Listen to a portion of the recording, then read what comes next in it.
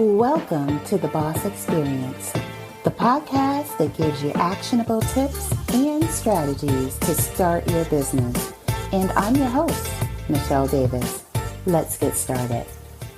My name is Michelle Davis, and I'm here with Renata Constable, and I'm so excited because today we're going to be talking about getting out of your own way. And Renata is a life coach, but her focus is self-awareness, confidence building, and communication. And I'll let her explain what that means in a moment. But when we talk about getting out of our own way, we're talking about really allowing yourself to step into your brilliance and really knowing what your brilliance is and defining that for yourself. And in order to define that for yourself, you have to be aware of what your needs are, who you are, you have to get to know yourself. And so Renata brings that out in her clients. But, so many times as entrepreneurs, we are the problem. We are the problem in our goal setting. We are the problem in not thinking big enough. We talk ourselves out of our goals. We, talk down to ourselves and convince ourselves that we can't succeed. And so a lot of times our success is blocked by us. And so that is what we're going to get at the root of in this episode. So Renata, first of all, say hi to everyone. Hi, everyone. It's so good to be here. Everything you're saying right now, I was sitting here. I wanted to take notes to refer to the points you just mentioned. It's good to be here. I'm so glad that you're picking up this conversation because it is an important conversation. I love how you phrase it, to get out of our own way.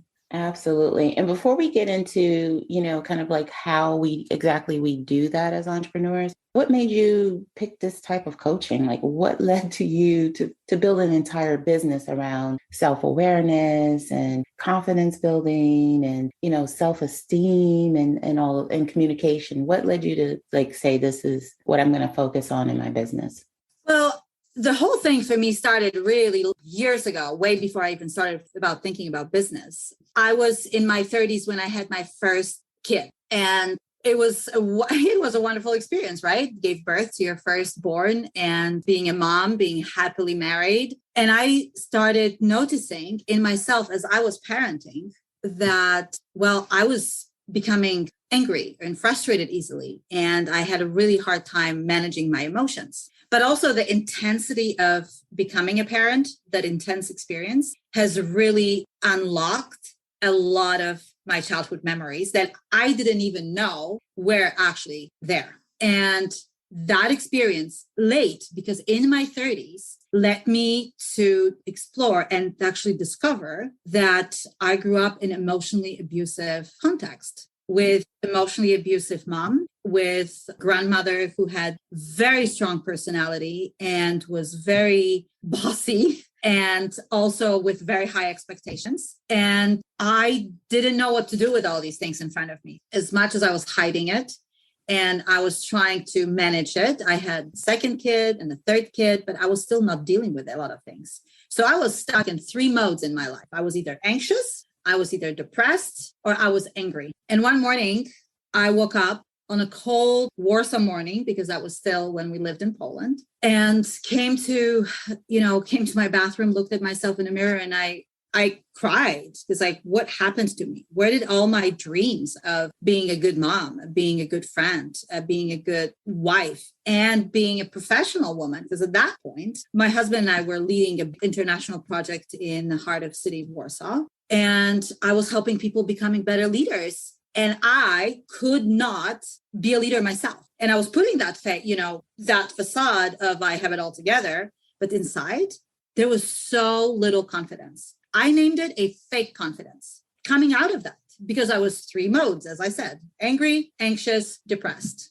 So when I realized that this is time to actually go and find my dreams, find myself, rediscover who the heck I am, and how I can be a full version of myself. I started therapy. I started coaching, getting my own process sorted. And during this process, I've learned that people who are emotionally aware can name 60 feelings, 80 emotions. And I was still in my 3. So I remember my therapist's office and I was like, listen, so I just read that there's 60 feelings to engage with. And I can name 5. So he laughed. He said, "You want a list?" I was like, "Yes, please." And he pulled out this list. And this was my first introduction to a nonviolent communication, to empathy. And it was a paper, double-sided. On one side, it had a list of feelings. It was a feelings inventory. And on the other was needs inventory. And this was the first time that I've heard, that was about 5 years ago, that I've heard that our feelings point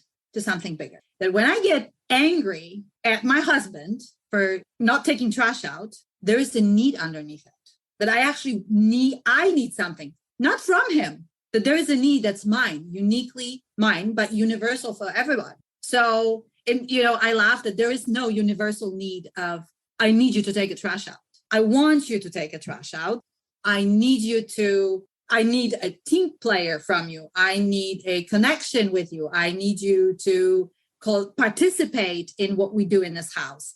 And that goes with everything. When somebody I work with, makes me angry, I always laugh. It's like, well, they can't really make me angry. I am choosing to respond angrily because something underneath is not met. There is a need there that is frustrated and not met.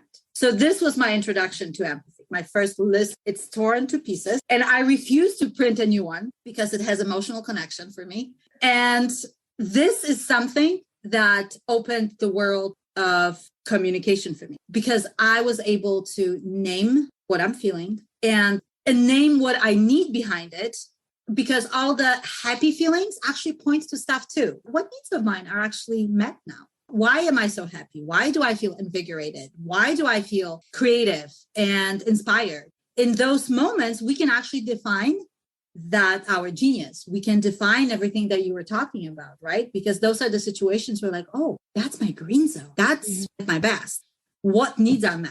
Because in future, when you get frustrated and you're not exhilarated and you're not inspired and you feel stuck, you can say, okay, what do I need to tap into this again? To tap into my creativity, to tap into my courage, to tap into my joy. Because out of that, we can become successful entrepreneurs. So this is what led me to become a coach with the emphasis on empathy, to help people discover their feelings, their emotions, name them without judging them, without saying, oh man, I am so bad because I feel stupid now. I feel so stupid because I feel angry. You feel angry. That's okay. What is this anger telling you? You feel frustrated. What's under this frustration? So there's always more going on than just what's on the surface. But coming out of trauma, you get stuck in those emotions. And all you see is like this far from in front of you, because you can name 5 things, or the fear is so powerful that all you can do is be angry and frustrated and depressed. And I think people tend to think like, I experienced that when I was a child. That stuff doesn't have an impact on me now. How does that contribute to me being successful? And that couldn't be further from the truth. No, we are the same people we were before we started a business, after we start a business. And these things show up, believe it or not. And a key thing that you said, you talked about the parenting, a lot of entrepreneurs, are parents and, we're raising kids, we're balancing things. And you talked about, the feelings and the emotions you were experiencing. And, when you think about those feelings and emotions, everyone's saying, well, you should just be happy. You have healthy kids. When you're dealing with those things, or they explain it away due to the culture. Well, that's just the culture. That she's not mean. That's how people are. And the other thing is we parent based on what we know. And so we look at our own lives, which, depending on how you were parented, but there's a lot of people who were parented in chaos. They were parented in trauma. A lot of trauma comes from their childhood, and they carry that into their own parenting relationship with their children. And so I'm glad that you touched on that. So most people don't think they need, this type of coaching. They think, oh, I'm fine. What do you mean? I'm okay. Yes. Yeah. So let's talk about some ways that this shows up, because we're talking about how, to get out of your own way, right? Yeah. So what are some ways this kind of unresolved issue shows up in your business? And then we're going to talk about what you can do to address it and recognize it and catch it.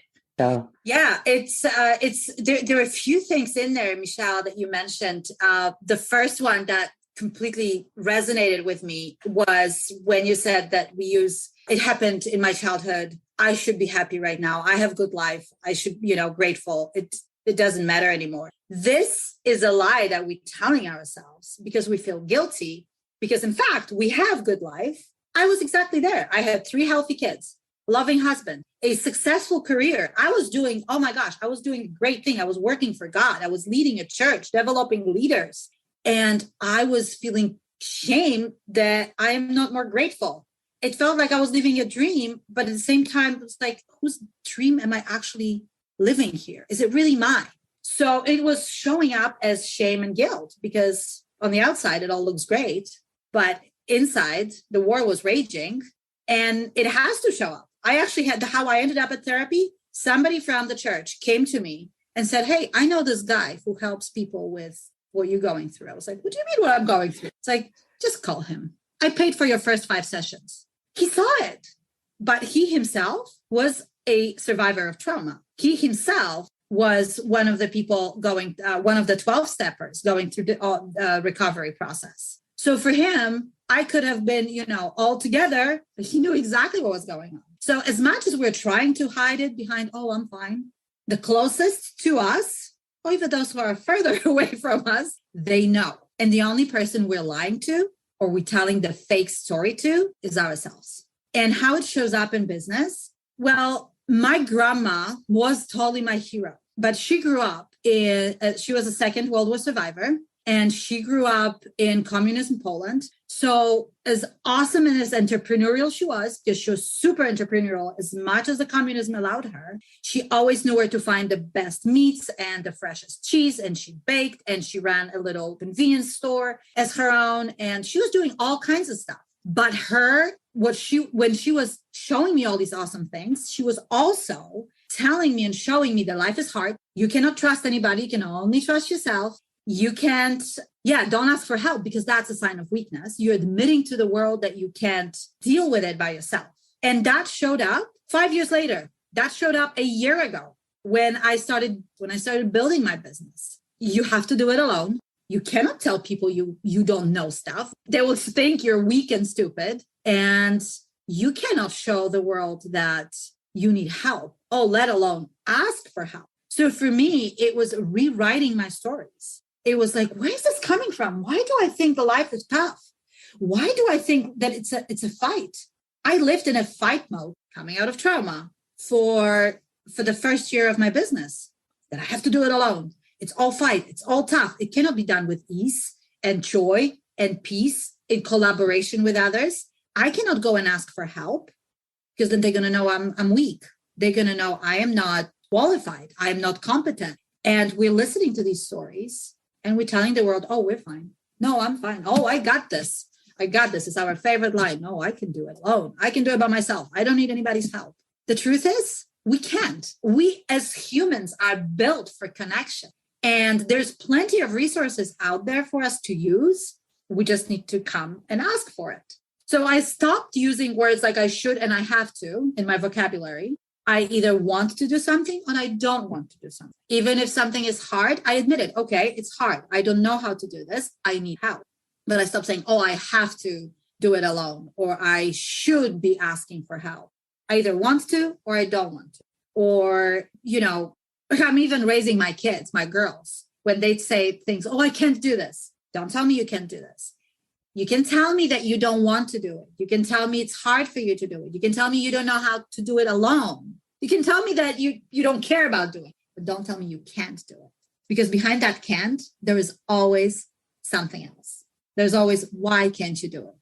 Well, it's a new thing for me. I have never done this. That's usually our biggest thing. It's like when we're doing new things, and as entrepreneurs, we basically every day meet something new that we haven't done before. It's awkward. And we don't want to tell somebody that we need help with it because, again, it's awkward. It's admitting that we're not good enough. But the truth is, asking for help and asking for somebody to come alongside you, or seeking collaboration in a project that you know will be better if you did it with somebody else is a sign of wisdom, of strength, and actually of your creativity, and not a sign of I'm not enough. Starting a business is easy. Making money from your business is the hard part. The only way to launch a profitable business is to have a plan, direction, and one source of information that gives you everything you need to get started. So what if I told you that a blueprint exists that can take you from finding a business idea you love to launching a profitable online business? Without an email list, a big social media following, or wasting your time scouring the internet trying to put the pieces together. All you need to do is visit bit.ly/Boss Business Launch Planner to get the only source you need to launch your profitable business today. Now back to the episode. And that's what I'm trying to get my clients to see, that sometimes it is to their best interest to stop and pause at that moment when you fear. It's like, oh no, I'm afraid. Oh no, I can do this. It's like, okay, where is this coming from? These stories that we're telling ourselves as adults, they were shaped during those years of trauma. They were shaped when we were 5-year-old. They were shaped when we were 10-year-olds. And now, one of the best things I've done for myself was to grieve through some of these experiences, some of these stories, write them out, own them. This is part of who I am. It is part of who I am. It will never not be, but I can grieve it and I can leave it in the past where it belongs. And now I live in a different context. For my grandma, it made sense that life was tough and she couldn't trust anybody. But it's a different story for me right now. I live in a different context. And I am a different person than she was. So I can leave those stories in the past where they belong, grieve if I need to grieve, and celebrate what can be celebrated out of that. And recognize the impact that these things have on you. Absolutely. Yeah. You mentioned, and I see this a lot, that people kind of set themselves up for failure by doing exactly some of the things that you mentioned. So right from the start, let's say they're starting a business or they want to start a business, they instantly set themselves up for failure because they won't admit that it's not something that I don't need help for this. I'm not going to hire anybody, a coach. I don't need a coach to show me how to open a business. Yeah. I don't need someone to show me anything. And then next thing you know, they're wondering why they're not successful. Yes. They're wondering spinning why. In circles. Yeah, they're just spinning circles because you haven't taken the time to get assistance. And you just have to figure out what kind of assistance you need. Where are you stuck in your business? So that you can get the right help. And if it's you that's holding you back, then you need to get help for you, because there's a lot of coaches popping up every day. Yeah. And you question whether or not they've done the work to actually now work with someone else. Because you also mentioned, here you were leading, and coaching people in terms of, leadership. And it doesn't make you weak that you had to get pulled back and pulled out. To say, you got a lot to offer. You have a lot of knowledge. You need to work on yourself. You need to do that self-work. So I think that's really important for people to know, because they want to help other people, but you haven't done the work yourself. And I see it in some clients that I've had to let go of working with, because I can't work with people who are chaotic. Before you work with me, you have to go help yourself. Right. Yeah, you have to go. You have to go. It starts with you. It starts with self-awareness. And it comes across with everything, with, like you're saying, with being aware what kind of help I need. Kind of assistance do I need? Who can help me with building systems? What is it that I'm really good at? And what is it where I need help? Right. It translates to everything. How you show up for your business, for your clients, start with understanding who you are, where you are in life, and then how you're going to continue towards where you want to go. Absolutely. So let's give some people some structured things to do to help them get out of their own way, so to speak, because we've talked about quite a bit. So let's kind of bring it kind of into perspective for folks who are saying, well, how do I get out of my own way? Because we talked about like how certain things show up in the way you do business and how you're managing your life and all of that because you have unresolved issues. So what are some things, what are just a few things that people can do today to kind of get out of their own way? So we mentioned recognizing, kind of figuring out what they need help with. So what are a couple of other things people could do? Well, I would definitely look at where you are in life right now. Like make a map of where you are. Where are you? Inventory, self-inventory. Like take an inventory. Mm-hmm. Yes, take an inventory and be honest with yourself. You're doing it for yourself. This is the biggest thing that I always encourage my clients. Just be honest. If you're scared, write out that you're scared. You don't have to have it figured out why you're scared right now, but just write it all out. Write the things where you are in your business, in your personal life, that you can create for yourself a map and understand where you need help the most. And in some of these things, if you're seeing in your business, like I had a client, she came in, she had business, she wanted to keep going, but it just, every time she made a decision, she would pull back from actually taking action on that decision. She was like, okay, I know what I want to do. And then she pulled back. A week later, it would be like, oh, I didn't do anything again. So she got sick and tired of it. And she was like, okay, can you coach me through the process?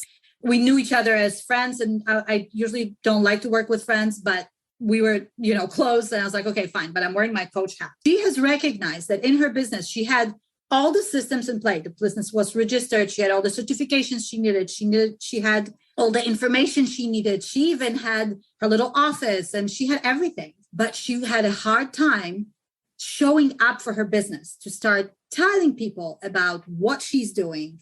And she had a hard time telling her friends what she's doing, for crying out loud. So we started looking at where she is and how she feels about where she is. And she saw this big fear sitting at her desk in her imagination. And one of the things she realized, wait, that looks like a big, scary demon, and that's what was paralyzing her. So we examined what are some of the things that she's afraid of, but she needed to know first where she is to understand what she feels about where she is, and then look at what is that pointing her towards. It's like you're creating your own personal GPS. Mm-hmm. You can see, okay, this is where I am. This is what my emotional here and now is. This is where I want to go. I want to have a successful business. I want to feel more empowered. But where I am right now, what do I need to move forward? What are some of the things that I can do right here, right now? What do I understand about my situation that will help me move forward? And actually grab a pen, write these things down, make your lists of things that you believe about yourself in your current moment where you are, things you believe about your business, where you are, and some of the things that scare you, some of the things that excite you. And you're going to start seeing how some of the things that scare you are actually the same things that excite you. Mm-hmm. Or some of the things that you see as an obstacle are actually for you opportunities to learn and grow and actually make progress in your business. So without having a map, as you said, the inventory of where you are, both physically and emotionally and financially, with all the steps that we need to take, it's hard to move forward. And then the second step after that would be to have a vision where you want to go. Have your vision. One of your podcasts was about building a business plan. And that business plan might involve getting out of your own way in terms of your mindset, in terms of how you communicate with others, what you communicate with others, building your own supportive structure, looking at who can support me right now with the people I already know and who can support me to bridge that gap between where I am and where I want to be. And that kind of inventory gives you clarity. And clarity is always a first step towards success.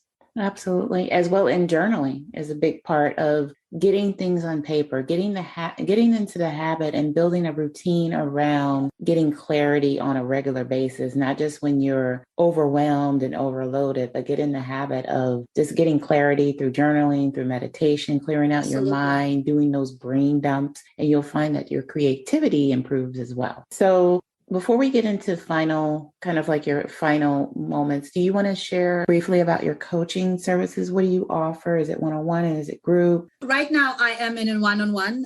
in one-on-one coaching. I work with clients on Zoom. So I have clients from all over the world. And you're based in Canada now. I am in Canada. Yes, yeah. I am originally Polish. We moved to Canada. My husband is Canadian and my 3 kids are both Canadian Polish.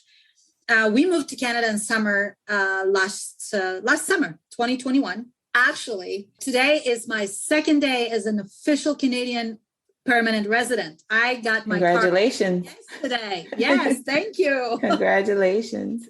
And I work with clients on Zoom, and I have clients in the States. I have clients in Poland. It's one-on-one coaching. My preferred package, if you will, is I always tell my clients it's 5+1. So we do 5 intensive weeks of working on whatever it is that we're working on. Some of this is establishing some of the routines that help you with the clarity and looking into what are your feelings and what are your real needs in where you are in your life right now. But I am transitioning my business into online business, and I will be offering in 8 weeks, I will be launching an online course that will be evolving around fearless you, or, more confident you, dare to dream without being overwhelmed. Dare to dream with some clarity to your dreams and understanding of what are some of those dreams? Why are they important for you?